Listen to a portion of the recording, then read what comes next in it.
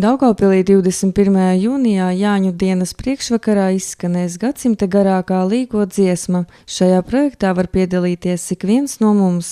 Līdz iemīļoto līgo svētku svinēšanai atlikusi viena nedēļa.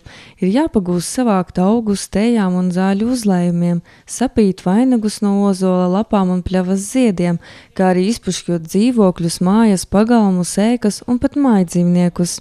Jāņu naktī no 23. uz 24. jūniju, balstoties uz latviešu tautas seno tradīciju, visos Latvijas novados iedegsies 10 000 ugunskuru, straumēm līs miežu alus un visu nakti skanēs līgo dziesmas.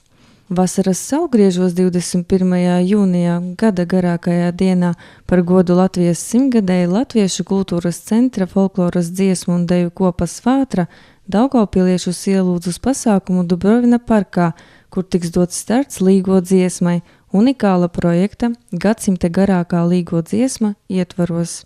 Jāņu dienas svētkiem veltītie pasākumi sāksies 11:15, bet 21. jūnija vakarā 20:20 Dubrovina parkā Latviešu kultūras centrs visus aicina uz tautas svētku svinēšanu, kas veltīti vasaras saulgriežiem. Mācīsimies dziedāt dziesmas, tā kā to darīja senatnē, mācīsimies siet sieru, saņemsim sauso slotu pērienu un būsim visi kopā līdz brīdim, kad dosimies uz Daugavas krastu, iedegsim ugunskuru un laidīsim Daugavā savus sapītos vainagus. Svinot vasaras saulgriežu svētkus Daugavpilī, līgo svētku pasākumi no 23. līdz 24. jūnijam tiks rīkoti Stropa estrādē.